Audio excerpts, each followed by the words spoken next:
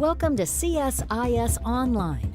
The way we bring you events is changing, but we'll still present live analysis and award-winning digital media from our Dracopolis Ideas Lab. All on your time, live or on demand. This is CSIS Online. Good afternoon. Welcome to the Center for Strategic and International Studies. Today, we're going to take a moment to reflect on the last 20 years, 9/11, the war on terror, all the way up to the recent events in Afghanistan, where we saw a rapid collapse of Kabul. The September 11th attacks definitely changed the U.S. There's no doubt about that. In the days following, we saw Americans united against a perceived common foe. We saw Americans decide to take drastic action to be sure that foe could never conduct the same kind of attack on American soil again. And in the months and years after 9/11, the intelligence services remade themselves for a new counterterrorism fight. The Defense Department pivoted to a new mission. So today, those panelists are going to talk about that transformation from two different perspectives. So let me take a second to introduce our panelists. First, we have Dr. Karen Greenberg. She is the director of the Center on National Security at Fordham. She received her PhD from Yale University and a BA from Cornell. Her work has been extensively featured in the New York Times, the Washington Post, the LA Times, Mother Jones, others. I could go on for a very long time. She's a prolific author on issues on the global war on terrorism, including The Least Worst Place about Guantanamo and Rogue Justice, The Making of the Security State. Today we're going to talk some about her latest book, which is called Subtle Tools, The Dismantling of American Democracy from the War on Terror to Donald Trump. And for those of you who are interested in getting deep into the book, it's available on the Princeton University Press website, and you can use the code KG30 for a 30% discount until September the 30th. We also have with us Dr. Seth Jones. He is a senior vice president here at CSIS. He holds the Harold Brown Chair and is the director of the International Security Program and also the Transnational Threats Project, which has done extensive and groundbreaking work on the war on terror. He teaches at Johns Hopkins School of Advanced International Studies, and his resume is very long, so I will not go through all of it, but a couple points that are the most salient to our work today. He was the representative for the commander of U.S. Special Operations Command to the Assistant Secretary of Defense for Special Operations, and while that is a mouthful, what it means is that the military trusted him to be the liaison back to the civilian side of the Pentagon. He was also the advisor to the commanding general of Special Operations Forces in Afghanistan, and he told me just the other day that he spent time on the ground in Afghanistan nearly every single year from 2009 to the present, so I'm sure he'll refer to those experiences extensively. He also served on a congressional panel reviewing FBI's implementation of the 9/11 Commission report. And he's also a prolific author. At my count, 5 books. Most recently, he's about to publish 3 Dangerous Men: Russia, Iran, China, and the Rise of Irregular Warfare. So, first, I'd like to turn to Dr. Greenberg to talk a little bit about her recent book. It's surely timely, although I didn't think you knew that was going to happen when you published it. But why did you choose to write this book now? You know, it's a really good question. And first, let me thank both you and Seth for having me here, and CSIS. Thank you very much for inviting me to this conversation.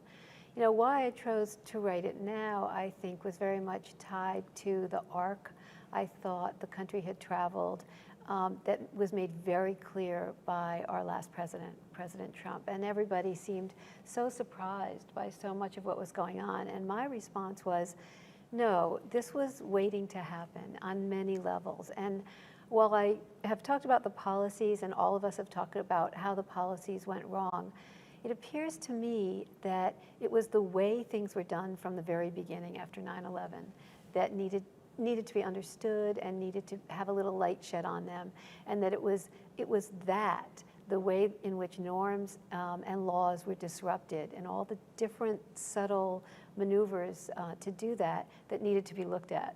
I did not know what was going to happen afterwards, but I just thought it was time. And you know, after all these presidencies, and to sort of look and see, are there ways that we need to reform not just what we do, but how we do it? Sure. So talk us through the main argument in your book. You cover what you describe as the subtle tools, and how they shaped the last 20 years of U.S. history. So first of all, what are those subtle tools that you discuss? The subtle tools are, and then when I say them, they're less subtle, but the subtle tools are really four things. They are imprecision in language, the use of vagueness, intentionally fuzzy and cloudy language in lawmaking, but also in policy directives, so that the way they are interpreted can be expanded depending on who wants to interpret them and how they want to interpret them. That's always true in lawmaking. It's always true in policymaking. But after 9/11, it took a huge leap forward. And I'll get back to how I show that then.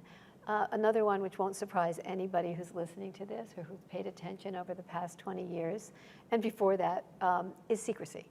The use of secrecy in an expanded way, and then in a way that it turned out was hard to turn back. You know, what president really wants to have that much transparency as President Obama said he wanted to have on day one of his presidency. And then Trump took it to new levels, which were basically, let's not create the record, whether it's at the border, whether it's in things going on in the White House and meetings about foreign policy, for example, and many other ways that it was taken to new levels. A third one is imprecision in the integrity of the bureaucracy. And the basic example of this, of course, is the Department of Homeland Security, in which so many departments were put together with different kinds of authorities, different kinds of agendas, different kinds of missions, and different kinds of reporting structures. And the inability to figure out how it was actually supposed to function, which was seen ahead of time. I think it was going to be a momentously difficult task no matter what, made it sort of okay to have a sort of porousness between departments, between authorities. And you saw this early on with Hurricane Katrina and the response to Hurricane Katrina, and how whether people knew or not what the right command structure was, they either didn't know it and were confused by it or chose to violate it because it was confusing enough that they could do that. And we saw the destruction that came not just from the hurricane, but from the inadequacy of the response. So and I talk about that in many, many instances.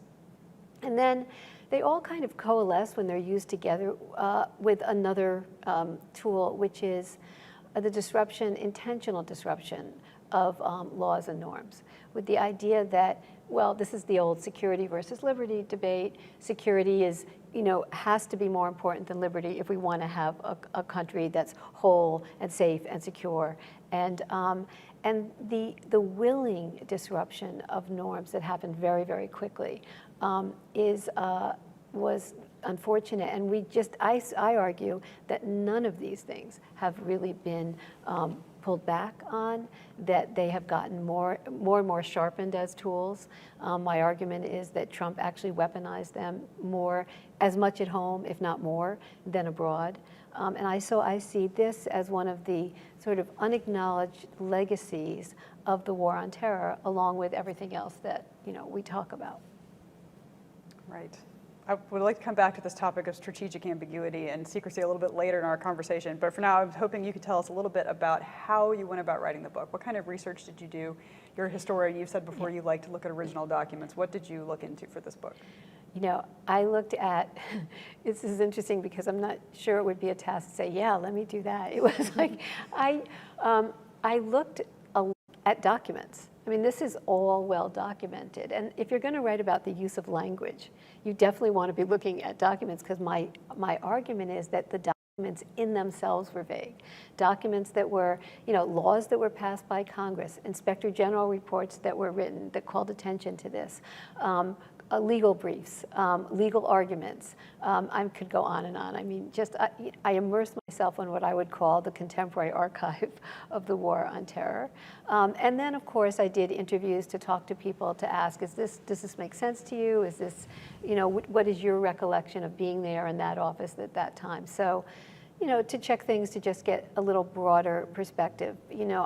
I've had conversations with so many of the people that are over the past 20 years that are involved in producing these documents and responding to these documents, that it was valuable to sort of talk about them as well. Mm-hmm. Were you able to talk to any of the Bush administration folks who were there at the inception of some of these foundational documents? I've talked to them over the years. I've interviewed, many, many dozens of them over the years, and I think remembering what they had said to me, and I've written about it in other books, particularly Rogue Justice, so I could use some of that, as well, So Seth, I want to turn to you to talk a little bit about your experience with Special Forces and in fighting the war on terror on the front lines. Part of your role there was to help them think about the war on terror in a more strategic sense. How did you go about doing that? From your perspective, what were they thinking when they were on the ground in the front lines? Yeah, well, I mean, a couple of things. Just first off, and I think they're issues that the government, even on the ground, struggled with early on, is just a characterization of what we were doing. First of all, I mean, post 9/11, this was generally called a war on terror. And I think in retrospect, I would have liked to have reframed how this whole struggle was talked about in the U.S. The emphasis on war, I actually think, was problematic to begin with, in part because, you know, one of the important aspects of working on the ground is you realize pretty quickly when it comes to dealing with the use of military force that there are much bigger issues that involve diplomatic activity, dialogue with local actors, obviously the intelligence community, the U.S. and allied intelligence communities on the ground, the development agencies, because in almost all these countries that we're talking about operating in, there is a huge development need. So whether they're NGOs, non-governmental organizations operating, or there are U.S., Canadian, British, or other development agencies, I think the way we characterized this, I think, was problematic and overstated the role, because I think on the ground what you realize in areas, I think, where the U.S. was more effective is it was a process that involved multiple agencies and the private sector on the ground. And that's more of a, more than just the war component. The other aspect about it is, I think, and this goes to one of Karen's points, the precise use of language. We talked about it as a war on terrorism. And I think, you know, from my perspective on the ground, you know, there are a lot of bad or potentially bad actors on the ground. And I think, you know, when you're talking about using resources and risking the lives of American soldiers or civilians or those that work with them, translators, cooks, drivers, that you've got to be very careful about what the threat is to the homeland. So we're not talking about all terrorists. Nobody's going to, I mean, terrorism like crime will persist. And you can't conceivably conduct action or expect to deal with all terrorists in the world.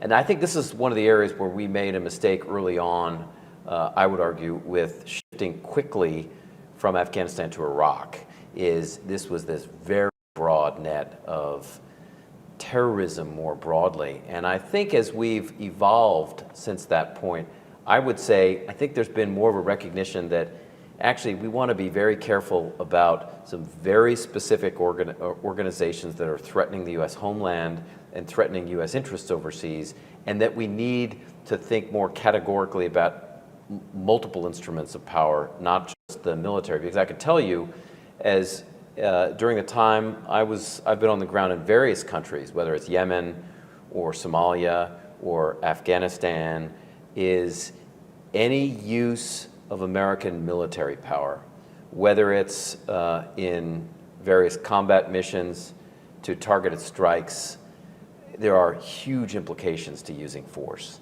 And it needs to be nested in broader political objectives and with other instruments. And I think, you know, I think that was always the challenge.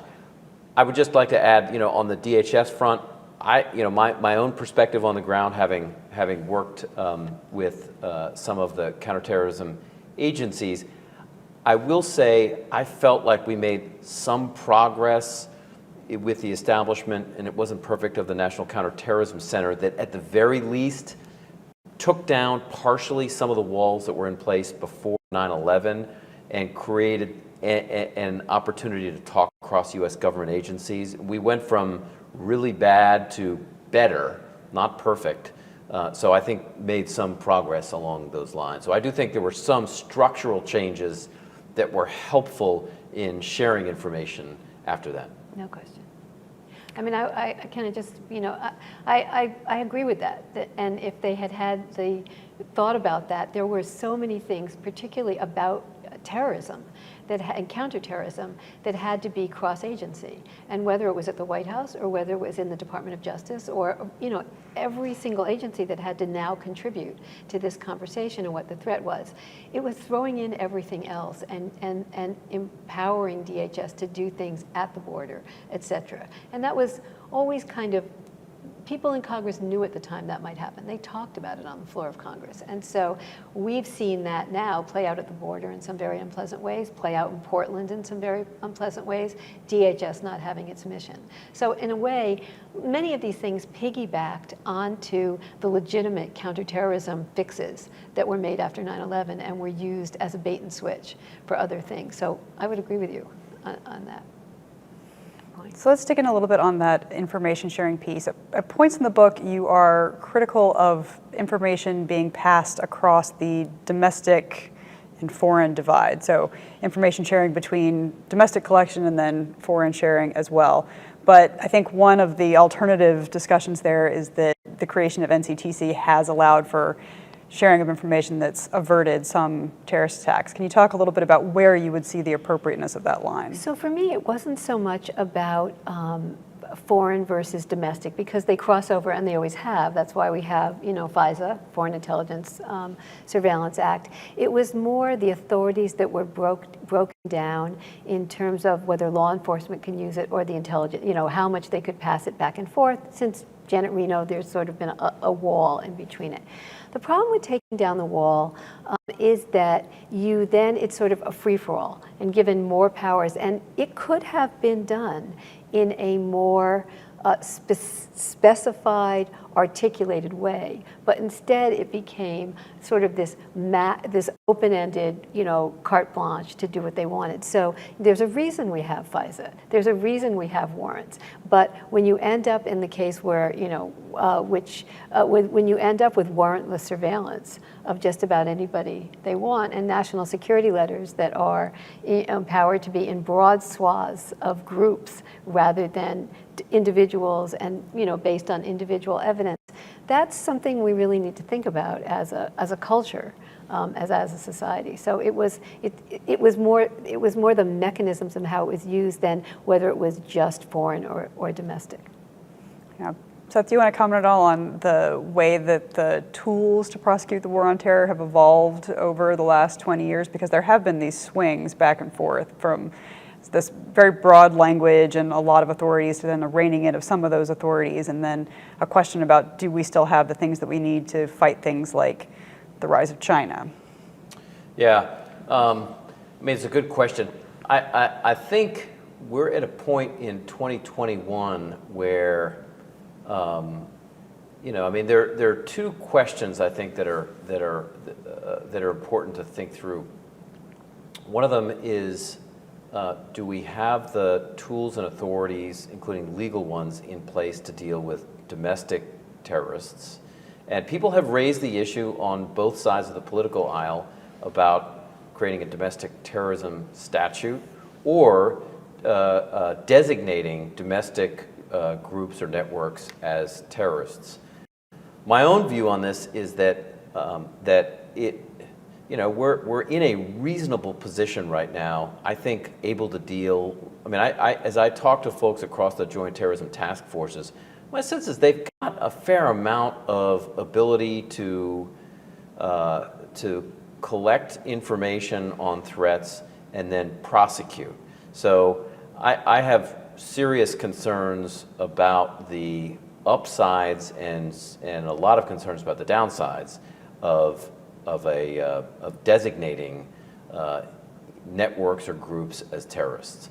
I think that raises a lot of questions. It could be used no matter who was in power in Washington, and it certainly could be used by political parties to identify and designate individuals viewed on the far right or the far left, depending on which party you are. So I think that has the potential to be used politically by various parties. I also am not entirely yet convinced about the need for a statute. A little more open to the conversation. I mean, there's a question about whether people are being put in prison for long enough periods of time if we had a statute. But my sense is we haven't had many examples of individuals coming out of prison for short periods of time and then conducting major attacks. So I think we need to be very careful about major changes along the line on the domestic side. I think overseas on authorizations, if we take the authorization of the use of military force, I think there is a useful discussion about how to evolve the AUMF process. I mean, I felt it was very outdated in dealing with the Islamic State in Iraq and Syria. There was no connection to Al-Qaeda. I mean, it was just, we were operating in a gray zone. I do think it's worth reconsidering what the authorities are. And, you know, for the most recent case of Afghanistan, this issue is going to come up sooner rather than later. If you believe, if you take as a first instance the UN Security Council's report from June of 2021 on the number of foreign fighters, foreign terrorists in Afghanistan, as of June, the UN Security Council estimates from the counterterrorism analysts were at least 10,000. They include a combination of Al-Qaeda, including Al-Qaeda in the Indian subcontinent, plus Islamic State Khorasan province, plus a range of Pakistan groups like Tehrik-e-Taliban Pakistan and the Jaish-e-Mohammed and Lashkar-e-Taiba. Then you add the recent release of prisoners from Pulacharki and Kandahar and Bagram, and as many as 5,000 or so, if that's right, which would increase by 50% the number you have in the country.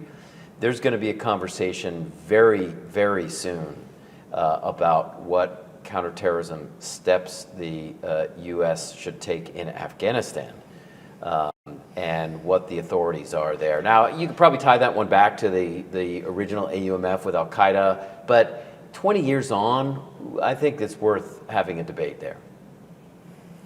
On this point about the AUMF, you reference this extensively in the book, and the broadness of the authorities versus the narrowness of the authorities, and also the pulling of power to the executive branch and away from Congress. Right, but so a couple of things, and they're not, as I heard you talk, I realized how they overlap with one another. On the domestic terrorism statute front, I agree. They have, and it's funny, you notice that conversation's been quieter lately. It has been quieter, yeah. And I think they sort of recognize they have the tools they need, and the dangers of starting to name groups or organizations or political, entities as terrorist groups is just too fraught right now at this point. But it's interesting because when we talk about rethinking the AUMF, this is what's happening in Afghanistan. Just when the AUMF was about to be rediscussed, right? Congress is talking about repealing and replacing the 2001. Now, for me, the replace, I think we have to be so careful here, and this is what you're referring to, which is the 2001 authorization for the use of military force. Talk about vague and imprecise. There's no enemy, there's no geographical limit, there's no temporal limit, and there's no mention really of the end of hostilities. And I went back and I looked at, the World War II ones, which are the most clear, and then others which are not declarations of war, like this is not, and looked at the sort of authorizations prior to this. And they named an enemy, named a geography. They may not have named it with, as precisely as would be perfect, but they were dealing in a world that they were willing to contain. The White House knew what it was doing. When they asked for the first authorization for the use of military force, they asked for a much broader, authorization. They asked for it to be, related terrorist or aggressive acts that the president could decide to respond to. And Congress, a few people in Congress stood up and said that's too broad. But that's what we did. We took the 2001 AUMF and gradually and incrementally applied it to country after country after country, notably not Iraq, which has got its own, which is the way you're supposed to do this, right? So I think that conversation would have happened in a very constructive, restrained sort of like lessons learned way. But now I'm not so sure. I think you're right. What's happening in Afghanistan is, what are we supposed to say this is a war against? We're going to do one for Afghanistan and then one for, I mean, how is this going to play out? I think it's very worrisome. And the challenge here, I think, is, you know, there is every and an understandable interest by the current administration, the previous administration, the one before that, and even parts of the one before that. So, yeah. So Biden, Trump, Obama, and Bush to look east to China in particular. Yeah. Yeah. The challenge is, you know, we're talking here on well, there are two challenges on the terrorism front. One is that, you know, the terrorist picture is not great in a lot of places, particularly as the U.S. posture has declined in Africa, mm-hmm. and it has in the Middle East, and will probably likely continue to decline in the Middle East. Mm-hmm. We're still seeing a lot of activity in West Africa, in the Sahel, in Somalia, which we're seeing a lot of al-Shabaab attacks in Somalia. Yemen continues to rage. Indonesia. I mean, we're seeing increase in Indonesia. We're still seeing activity. I mean, I'm seeing it weekly, if not daily updates in Syria, mm-hmm. as well as Iraq. So that does raise a range of questions about what authorities or policies the U.S., if it decides to act in any of these countries, what it's going to do. The second is, and this goes back, Emily, to a question you asked that I didn't quite get to answer. There is the way people are talking about, and I think the national defense strategy under the last administration talked about a shift away from counterterrorism and to state-based competition. Yeah. I think one has to be careful. This situation is not black or white, and the reason I bring this up is because virtually all of the major powers or regional powers that the U.S. is dealing with are working also by, with, and through non-state actors. And I think with nuclear weapons in Moscow and Beijing and the U.S., there's going to be a lot of caution to going to war with each other, conventional or certainly nuclear weapons. And it will create, as we've seen with India and Pakistan, both of which have nuclear weapons, a lot of impetus to using irregular means.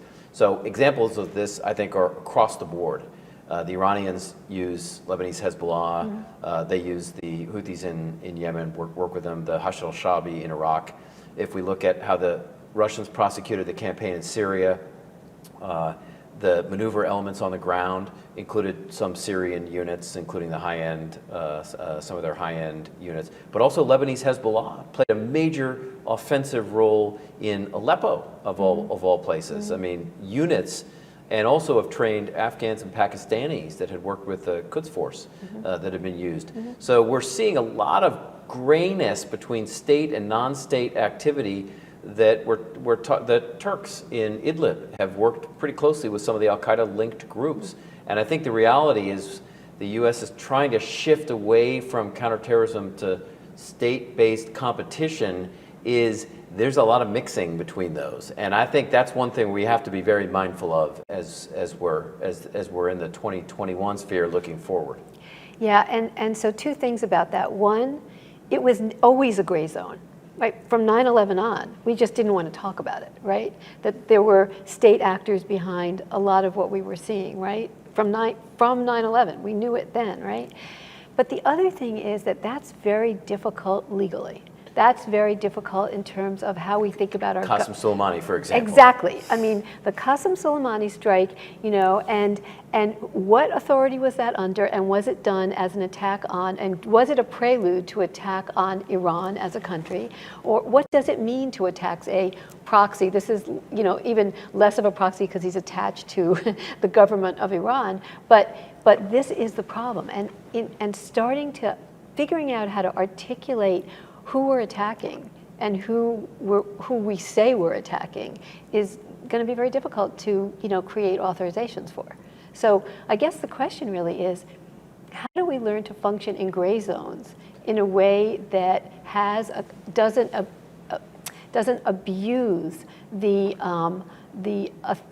recognition that we have to be in a gray zone, but a gray zone can't just expand exponentially. How do we do that? That's what I see the challenge as. And just to add one more component to this, if I can, Emily, too, is we've just put out a report at CSIS looking at the expansion of Russian use of private military companies, including Wagner Group, in Africa, among other places, Central African Republic, Libya, in addition to Syria, Ukraine, and other places they've been operating, Madagascar, Mozambique.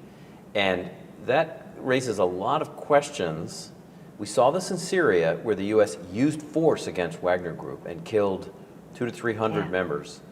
And that raises questions also about how we operate in competition against proxies or partners, non-state, these are companies, but with close relations to the GRU or SVR in some cases, and certainly Kremlin in other cases. It raises a lot of questions about how we operate in this realm. And this is one area where, going back to some of the structural changes, as much as I think some organizations like the National Counterterrorism Center helpfully evolved, at least in their ability to bring in folks from different agencies, the NCTC today, to me, feels like a 9/11 organization. Yeah. I think there's a real question about how does it operate, what does it do to include this field that we're talking about? Does it expand its remit? If not, how does it also deal with the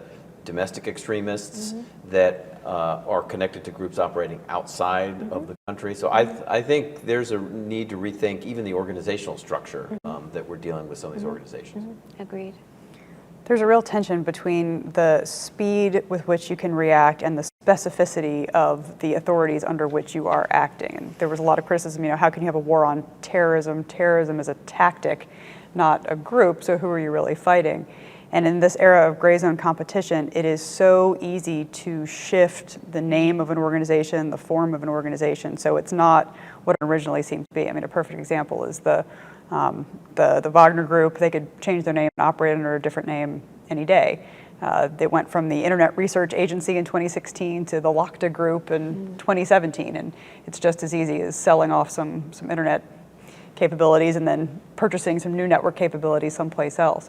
So what would you argue for as we face this next round of threats? Do you keep going after tactics? Do you try to find specificity with groups? Is there a middle ground there? It's such a good question. It's an impossible question, which is why we're sitting here talking about it. Right. It's you can be way more specific than we were. Let's just put it that way. Sure. It can't just be anyone, any place, anytime for however long. Okay.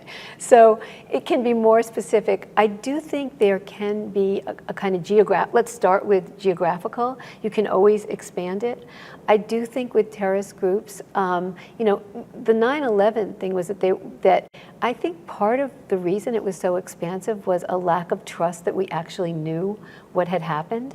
That, when we say intelligence failure, I think that minimizes and really just sort of misguides what it was. It was really such a traumatic shift in our perspective, and the question was, some people had warned about this, right? But how big was this? And so wanting to sort of grab it all at the same time, depending on what it was. There's a lot more we know right now. I mean, listen to Seth lay out each one of the groups that we're thinking about, whether it's in Africa or Indonesia or the greater Middle East. There's nothing wrong with getting successive authorizations to use force, like we did in, as I said before, World War II and in other conflicts. Every country in World War II got their own declaration of war from the US, right, when we attacked or planned to attack. And so there's nothing wrong with having a number of them rather than one broad, expansive one. And you mentioned timeliness, and I think that's also interesting because following an attack, you have a sense that we have to do this right away. And that's why it's good to lay it out now. When we're watching things around the world crumble, when we're watching things get very insecure all over the world. We know it. We were talking about it well before the collapse of Afghanistan or the capitulation of the Afghan government. This is not a bad time to set the bar a little higher and then talk about it, but at least understand that it has to be precise. It has to be more specific. Does that yeah? I mean, I don't have much to add to that, except to note that there is when we focus only or predominantly on geographic areas, the challenge, one challenge that we have is the movement across borders of terrorist organizations. I mean, look at the Sahel. Yeah. You get a lot of. I'm not. The upside to most of the groups, including JNIM or JNIM in the Sahel, is they're not plotting attacks against the U.S. right now. They're not plotting attacks against U.S. embassies, and we got the French there. And so, part of this is also where can you basically get an ally or partner to focus their efforts on it so that you don't have to. This is where, although the French presence has declined somewhat, but you see in a lot of these really, weak states, or at least countries where the states don't have control of their borders, we do see a lot of migration of groups. So the caveat here is if you're getting authority only for specific countries and porous borders, I think the immediate challenge is going to be people are going to understand that you're talking about authority for use in Mali, and then you just move into Niger. And so I think that's kind of the problem with only a geographic use. I agree with that. And you could have either geographic or a group, but it can't be any group who we deem to be a terrorist. That's just too vague. But something you said that's really interesting to me, which is that we haven't talked about diplomacy and how, the role of diplomacy in all of this, and how difficult, but how important it is to really have a diplomatic agenda that can in some ways address these many different layers of grayness. And I don't know, where do you think we stand in terms of the ability of not just our diplomatic corps, but sort of the global conversation to privilege diplomacy as having some kind of power? Have we lost some of that? I think we've lost a little bit of. I actually think when you look at the resources of the State Department, we still haven't seen a major plus up in resources. I think there needs to be kind of a morale boost anyway to the State Department. It is not the attraction it once was in Foreign Service officers, and it's an important focus. But I think if you look across most of the countries we're talking about, I think there has to be a focus. If you're talking about counterterrorism activity in Yemen or Somalia or even Afghanistan going forward, I think the use of military force has to be combined with a diplomatic offensive in those countries. So it has to be paired with what's our embassy doing, or our ambassador doing in, even if they're not located in Yemen, but what's our ambassador to Yemen and or Libya and or Afghanistan and or Iraq? How are we helping negotiate some kind of political settlement to the crisis? Otherwise, you're not solving the issue. And that's not to say that it's easy to solve these, but I think what it does mean is making a significant effort to get involved in political negotiations. And the challenge here, we've seen it, is in Afghanistan. There were efforts. There were some under Obama. There were some under Trump, and there were some early on in the Biden administration to negotiate with the Taliban. At the end of the day, it was pretty clear they wanted to win on the battlefield. So they're not always going to succeed, but I do think you need to push that tool as an important one as you're dealing with terrorism, because that helps deal with the collapsed state. And again, I don't want to understate how difficult that is. But I think it's been underappreciated in the last 20 years. I agree. On this diplomatic point, I saw a statistic the other day that fully 25% of today's diplomatic corps has at some point served in Afghanistan. And that, I think, says two things. It says that it's a highly critical diplomatic mission and that we're there on the ground performing the diplomacy all the time. I also think it speaks to how quickly we moved diplomats through the region. It was an unaccompanied posting, of course. Nobody was taking their families. It was frequently a 6-month post or maybe a 1-year post, which is understandable given the restrictions on living and moving around Afghanistan, but also makes it difficult to develop the kind of long-term relationships you need on the ground to try to solve these problems in the way that you're discussing. And yet, one of the things that's really been so incredibly striking about this last week that we've watched in Afghanistan is that, yes, there's a political crisis going on. There's a, international diplomatic crisis going on. It's just tragic. But the amount of Americans that have developed personal relations. This is not, theory. This is not politics. This is personal relations. And you hear it in the journalistic reports. You hear it in the diplomats talking. It's really extraordinary. And at some point, we'll be able to take a breath and just think about what that means in terms of, what Afghanistan actually means within the American psyche. And it's not just about politics. There are now all these very strong personal attachments, and I think we've seen that. So thank you for bringing that up. Right. Yeah. Well, I do want to turn to the news of the day and what we think the next phase of Afghanistan is going to be, whether or not we're going to see a terrorism threat emerging from there again.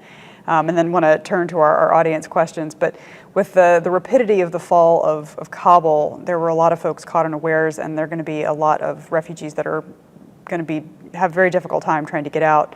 What do you think that picture turns into for a threat back to the homeland? We're in a different place than we were in 2001, clearly, but what happens next? I've been listening to the political rhetoric about, and I collected all of the references to another 9/11 that I could collect off of Twitter and from the floor of Congress and other places, just that there's a sense that that's what we're vulnerable to.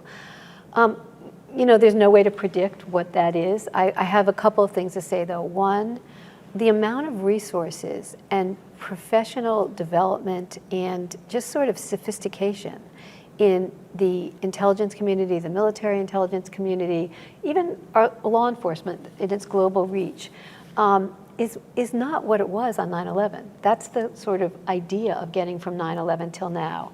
So, you want to be able to say to the country, you're safer. The other thing about that is that that's not the question. Is the United States going to be attacked again? That's not the only question. What Seth referred to with the moving populations is the wave of the future.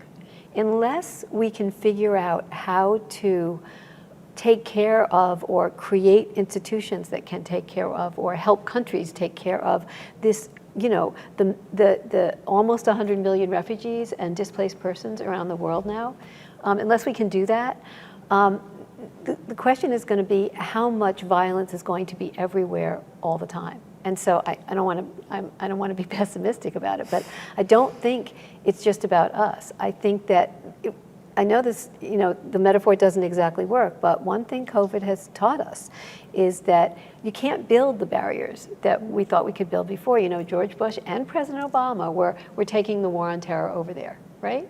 And for the most part, given the structures we built up, terrorism stayed apart outside of American shores, international jihadist terrorism. Now it's not a question of that. It's a question of we have to fortify the rest of the world along with ourselves, or it's not gonna be able to sustain itself in a stable, secure, safe way. What do you think? Yeah, I've got a couple thoughts. Just to start with the Taliban itself, just because I've heard all sorts of, I think, wild suggestions. That the Taliban has always been, since its creation, a very parochial organization to Afghanistan. The Taliban is not going to be involved in directly anyway in attacks. in the region or overseas. Taliban leaders don't care in that sense. And the focus is creating their version of an emirate in Afghanistan. That's what most Taliban leaders, that's what Akhundzada, broader, most of the Taliban leaders, the ones that are members of the Rabari Shura Leadership Council, that's generally their view. Second, though, is, and I don't think this is a near-term threat, but there is a concern, I do have a midterm concern that there is a strategic level, all the way down to a tactical level relationship between the Taliban and Al-Qaeda in particular. And we do have now an influx, because they've come out of the prisons, of additional individuals that have been locked up, but that were members of a range of extremist organizations. So I think this does raise a number of questions about whether we see training camps emerge in Afghanistan. I don't believe the Taliban, much like the Afghan government before it, will be able to police every single square kilometer of its territory. It's just Afghanistan, having spent so much time there myself, it's just too big, too mountainous, caves. I mean, there's just, you can't have bodies in every place. And so you get essentially internal sanctuaries, whether you like it or not. And we've seen it in Kunar and Nangarhar, the Pesh, places like that. So I do think there are some risks, and the U.S. is not in a particularly good position right now to be monitoring what is going on in Afghanistan. That does worry me. The U.S. has pulled out most of its collection assets. After the U.S. departs from Kabul International, we'll have no airfields.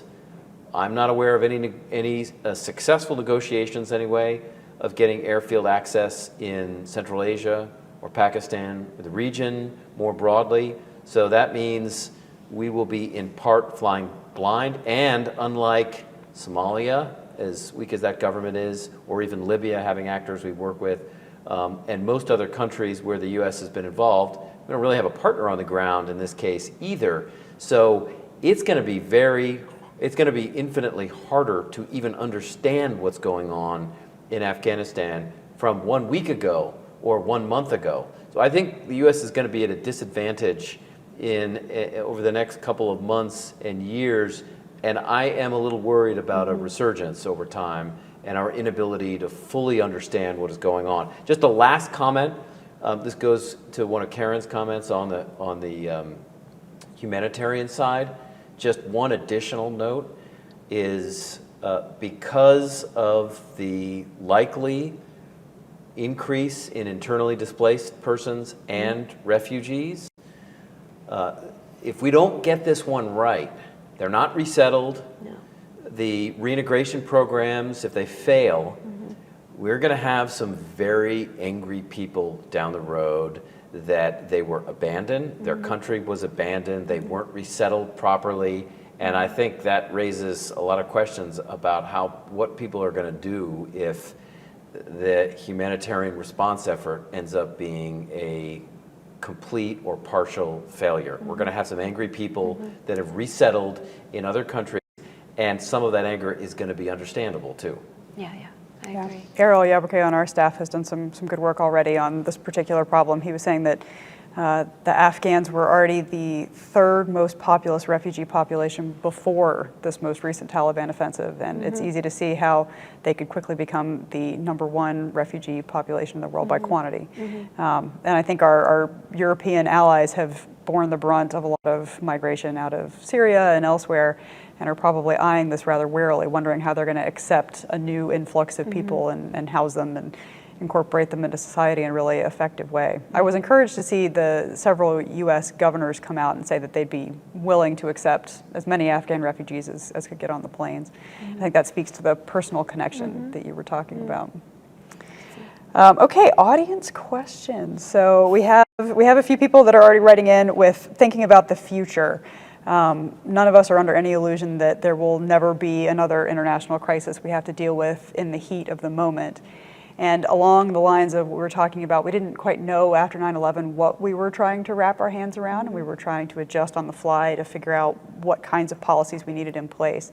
One of our questions was, what safeguards can we put in place to ensure that agencies are focused on the democratic norms as opposed to the threat at hand, and what is the right balance there? Well, one thing we could do that we haven't done is hold people accountable who egregiously violate norms.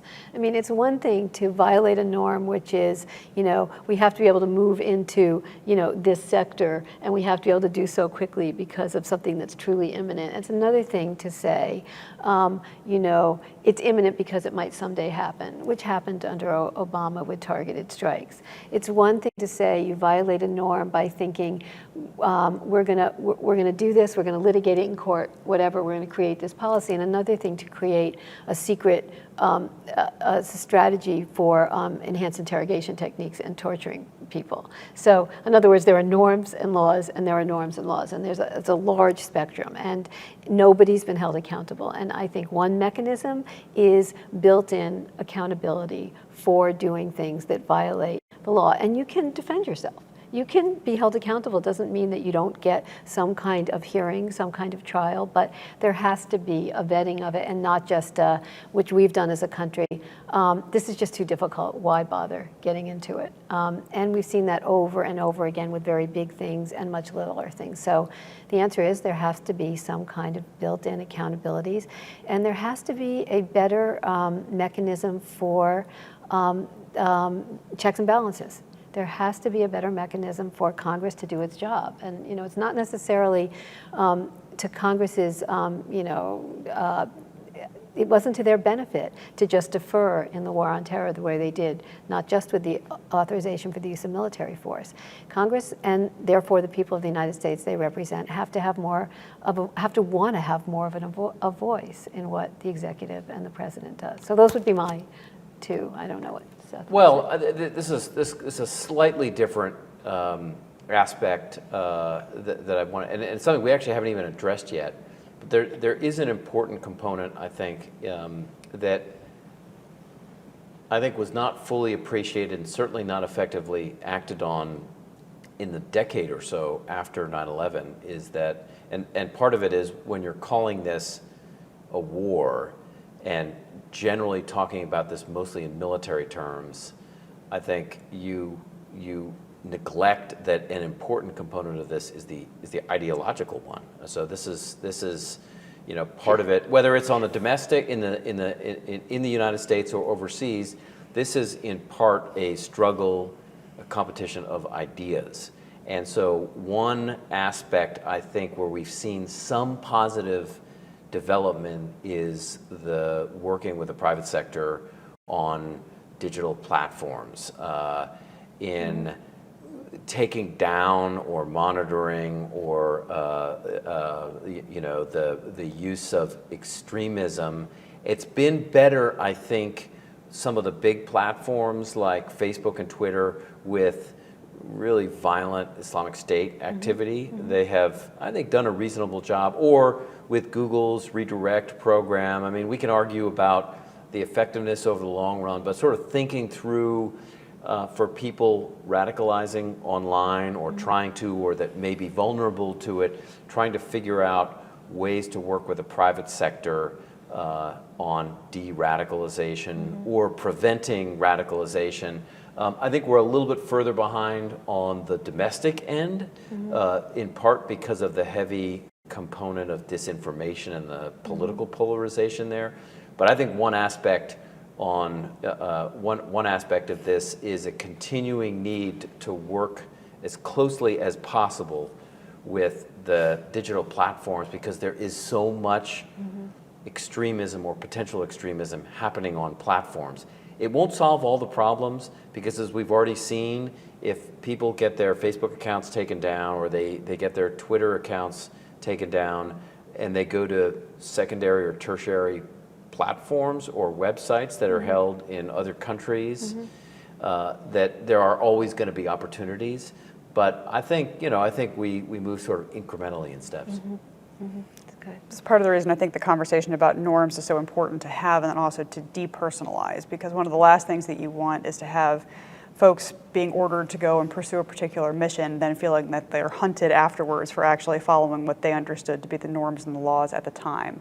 And I think the more that you can remove yourself from the heat of the moment and the decisions that you're trying to make in the moment and think about what those guardrails should be beforehand, the better off you'll be in the midst of the crisis. It's challenging, though.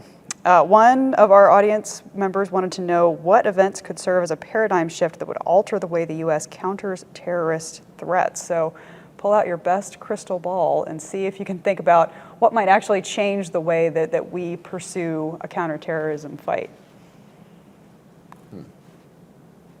Well, you've just written the book on this, so.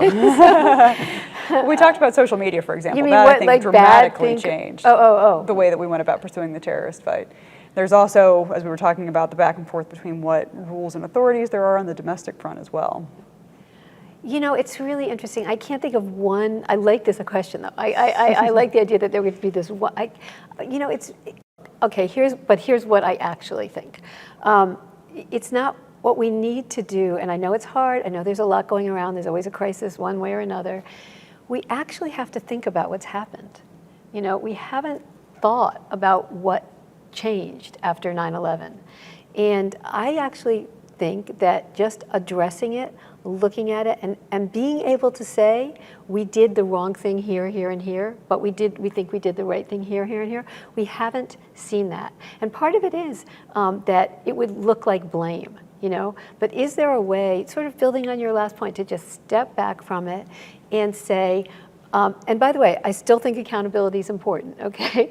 But to look at it and say, this was actually a massive mistake, right? This strategically, tactically, lawfully, you know, was a mistake, and begin to understand. That's why I wanted to write the book, you know, like understand the deeper consequences of what happened to the character of governance in the country.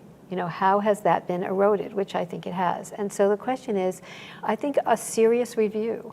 The problem is we keep having to have a serious review of all these crises. You know, where if it's not the Capitol riots, now we really have to look at what happened in Afghanistan, right? It's constant.